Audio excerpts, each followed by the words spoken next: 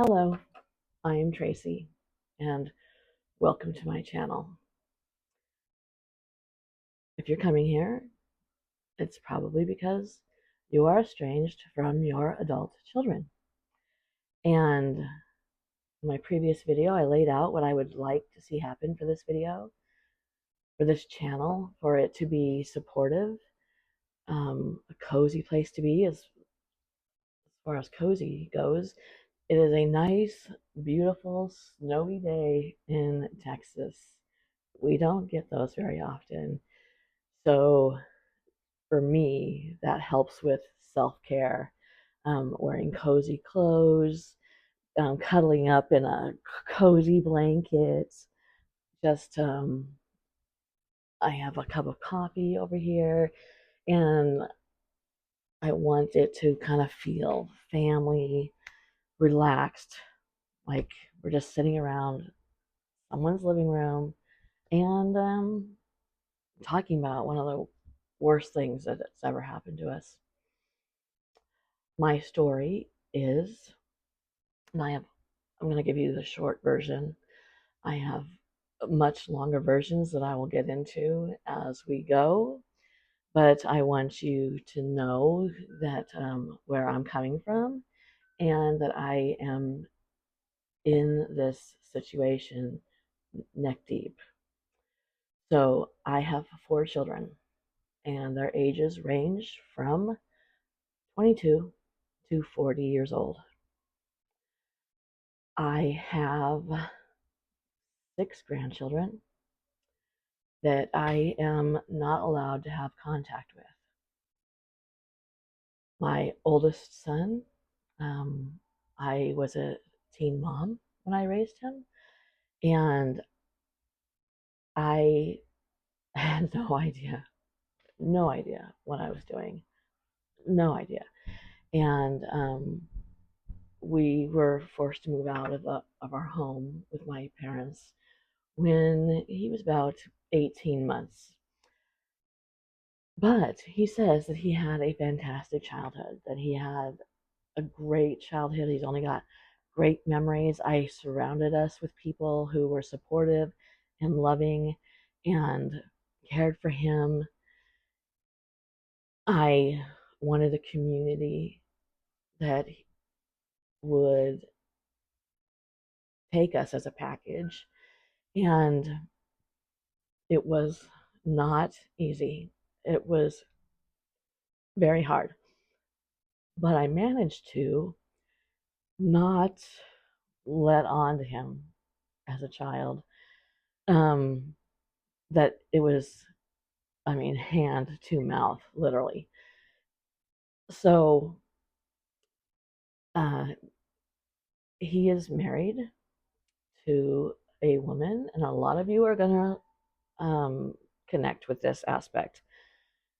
I know that in estranged parent communities, some of the um, spouses of the estranged child are referred to as gatekeepers. And this woman, from literally the day that he proposed to her, uh, wanted us out of his life. It was just that simple. She had been an only child for a while.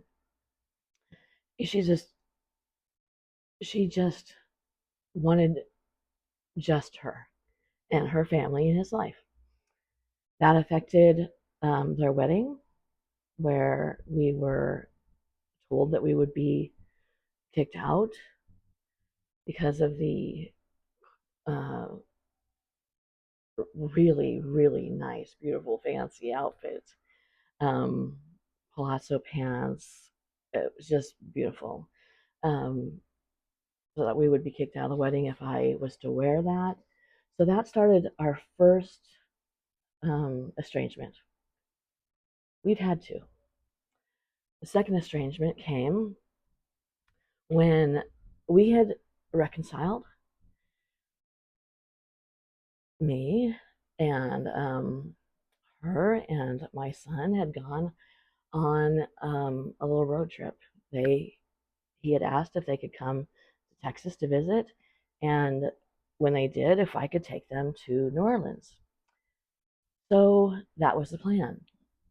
The way we got back for from our estrangement was something like an apology letter, except for I um, I called him and said, I'd talked to a therapist, and she had recommended that I say that I apologized for hurting him, and in the long run, we didn't go to the wedding because on the days leading up to the wedding, they refused to speak to us beyond "you're going to be kicked out."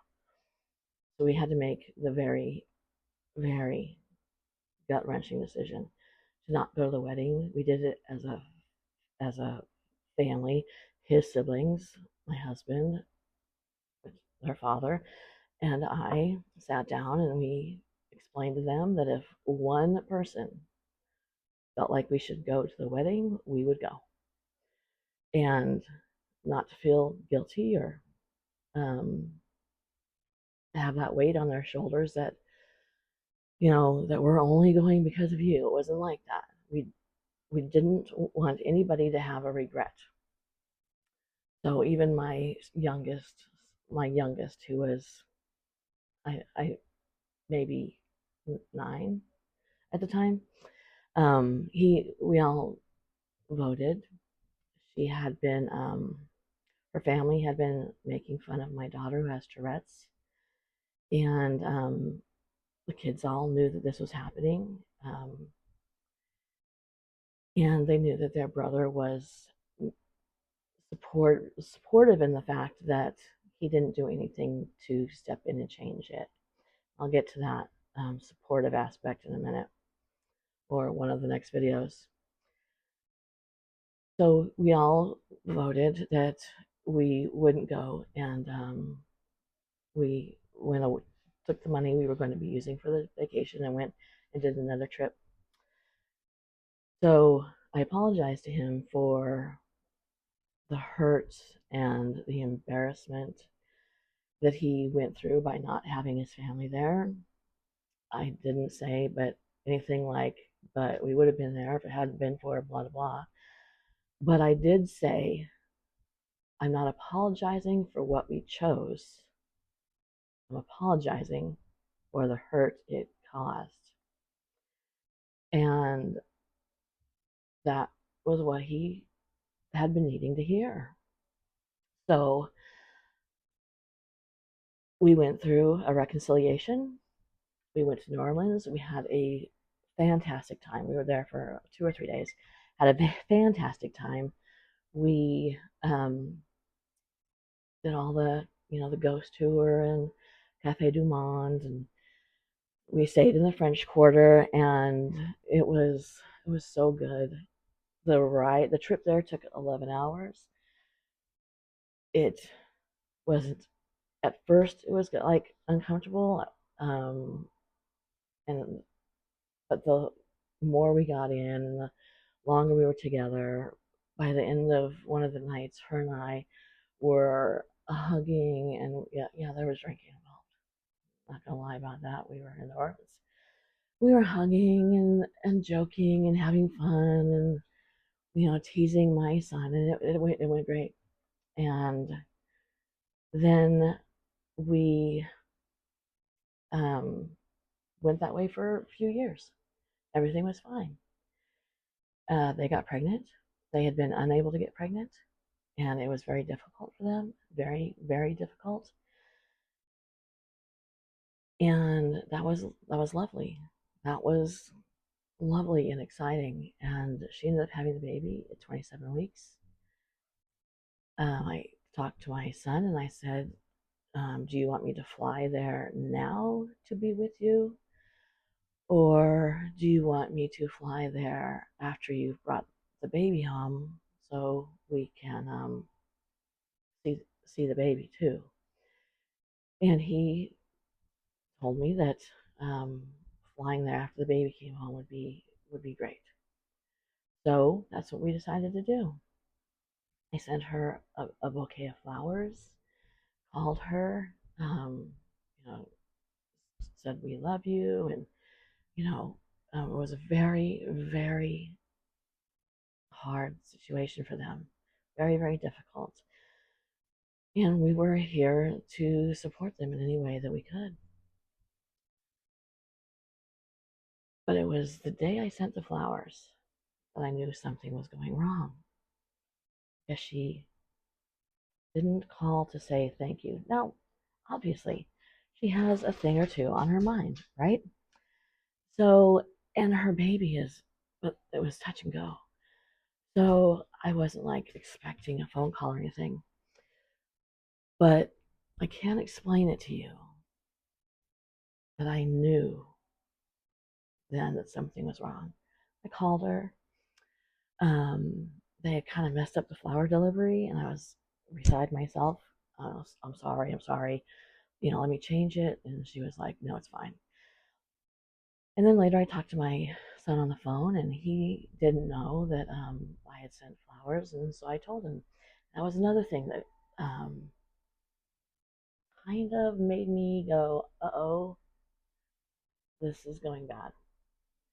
That she hadn't even told him that um, that we had sent flowers.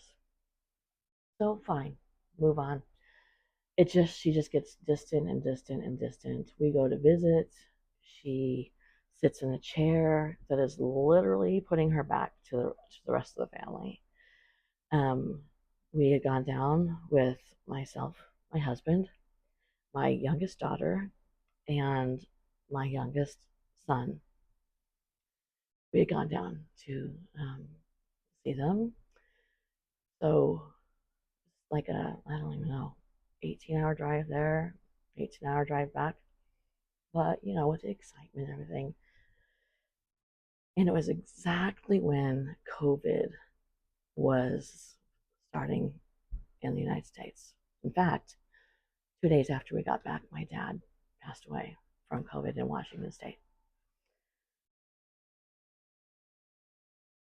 While we were there, she, besides putting her back to us and whatnot, she invited a friend over that had, during the whole wedding thing fiasco, literally threatened to pew pew me. And she invited her over on my birthday. I heard her, and I didn't come out of the room that we were sharing with my kids. I didn't come out. I took a shower, and my husband and my son and my kids, they were all gone, so it was just the three of us in the house. I decided that you know it just it was just better if I didn't get involved in the situation. So my husband came home and everything, and the kids and everything, and she took the baby and went to the bedroom and was very upset. And you know, um, catching what she's dropping. You know what I mean? So, like, uh, over a year later, my daughter had ended up having a baby, and we couldn't, see her or be in the room when the baby was born because COVID was going full blast.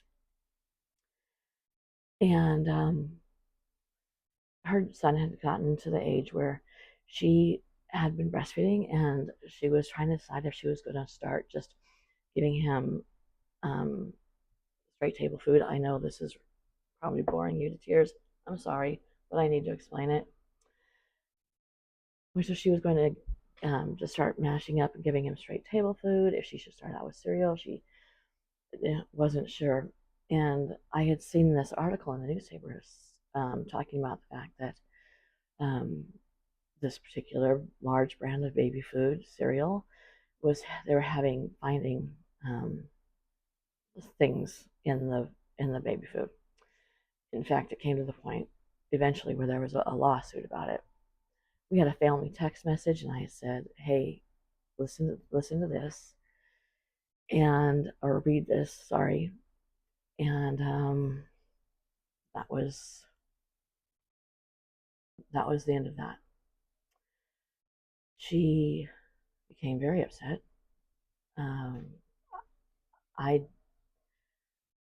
I had no idea what they had fed their child, or um, I had no, there was no bad intention.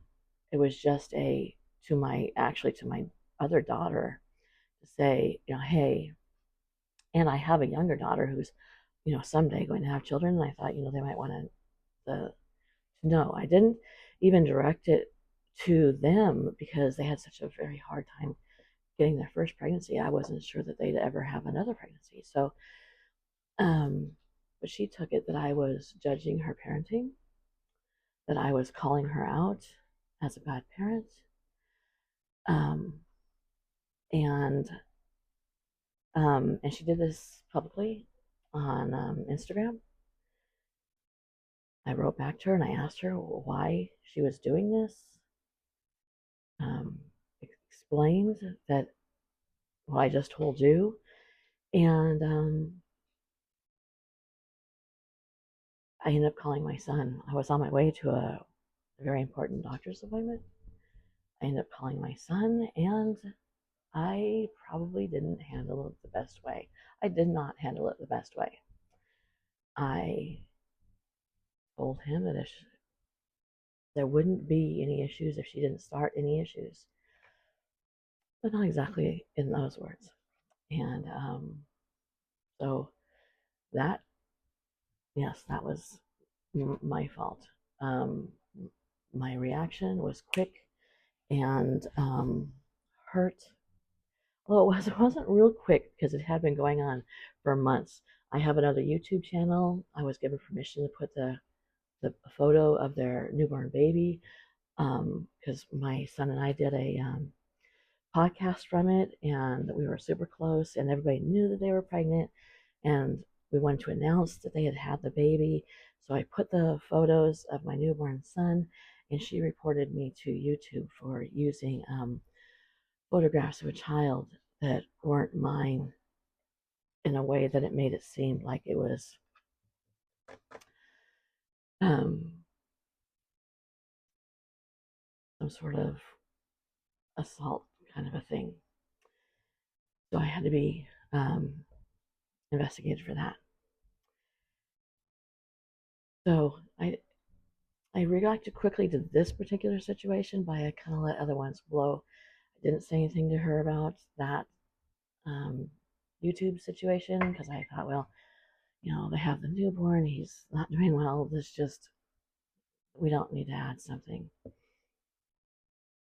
But that was the end of that relationship with my son. I didn't know that we were not speaking. In fact, I called him and said, I bought this super cute shirt for your son, and it's in the mail, and I'm really excited for you to get it. It's so fun, blah, blah, blah, blah. And he was fine. I told my oldest daughter that I had called him and said that, and she said, they're not speaking to you. And I was like, well, it sounded like he was speaking to me. But as it turns out, um, no. He didn't ever tell me. She did. um, I wrote him and said, "Are we not speaking? Are you gonna keep my grandson away?" And he said, and I quote, "I'm mad. I'm not petty." And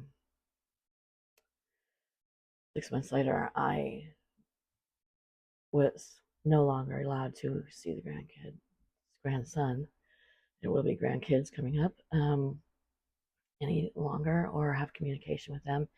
And we are going on 4 years.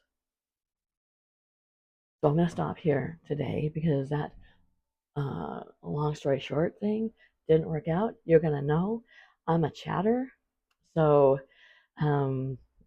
I'm sorry if longer videos bother you, but I do want to explain each child and what is happening. And I guess it's not going to be a long story short. So thank you for coming to my channel. I appreciate it. Please subscribe. Please give this video a thumbs up. If you know people in the same situation, please share my videos. Please recommend my channel. It'll help us to have a growing community. And like a sidewalk where a flower grows through, maybe we can be that community for each other.